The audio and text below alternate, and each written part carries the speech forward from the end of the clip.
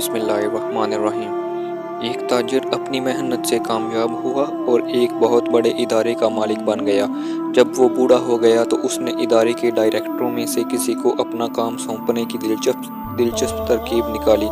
اس نے ادارے کے تمام ڈائریکٹروں کا اجلاس طلب کیا اور کہا، میری صحت مجھے زیادہ دیر تک اپنی ذمہ داریاں نبھانے کی اجازت نہیں دیتی، اس لیے میں آپ میں سے کسی ایک کو اپنی ذمہ داریاں سونپنا چاہتا ہوں۔ میں آپ سب کو ایک ایک بیج دوں گا۔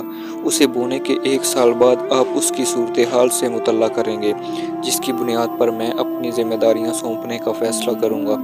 کچھ عرصے بعد سب ڈائریکٹر اپنے بیج سے اگنے والے پودوں کی تعریفیں کرنے لگے، سوائے زید کے جو پریشان تھا۔ وہ خاموش رہتا اور اپنی خفت کو مٹانے کے لیے مزید محنت سے دفتر کا کام کرتا رہا۔ دراصل زید نے نیا گملہ خرید کر اس میں نئی مٹی ڈال کر بہترین کھاد ڈالی تھی اور روزانہ پانی بھی دیتا رہا تھا، مگر اس کے بیج میں سے پودا نہ نکلا۔ 1 سال بعد ادارے کے سربراہ نے پھر سب ڈائریکٹرز کا اجلاس بلایا اور کہا کہ سب وہ گملے لے کر آئیں جن میں انہوں نے بیج بویا تھا۔ سب خوبصورت پودوں والے گملوں کے ساتھ اجلاس میں پہنچے، مگر زید، جس کا بیج اگا نہیں تھا، وہ خالی ہاتھ ہی اجلاس میں شامل ہوا اور ادارے کے سربراہ سے دور والی کرسی پر بیٹھ گیا۔ اجلاس شروع ہوا تو سب نے اپنے بیج اور پودے کے ساتھ کی گئی محنت کا حال سنایا اور اس امید سے کہ اسے ہی سربراہ بنایا جائے۔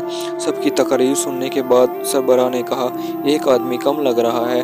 اس پر زید، جو ایک اور ڈائریکٹر کے پیچھے چھپا بیٹھا تھا، کھڑا ہو کر سر جھکائے بولا، جناب، مجھ سے جو کچھ ہو سکا میں نے کیا، مگر میرے والا بیج نہیں ہوگا۔ اس پر کچھ ساتھی ہنسے اور کچھ نے زید کے ساتھ ہمدردی کا اظہار کیا۔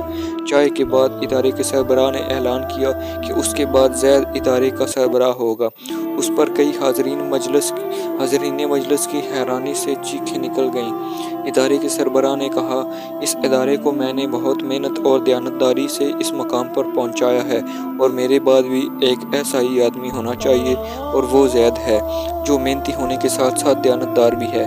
میں نے آپ سب لوگوں کو ابلے ہوئے بیج دیے تھے جو اگ نہیں سکتے، سوائے زید کے آپ سب نے اپنے بیج تبدیل کر دیے۔ اے بندے، مت بھول کہ جب کوئی نہیں دیکھ رہا ہوتا تو پیدا کرنے والا دیکھ رہا ہوتا ہے، اس لیے دیانت کا دامن کبھی نہ چھوڑ۔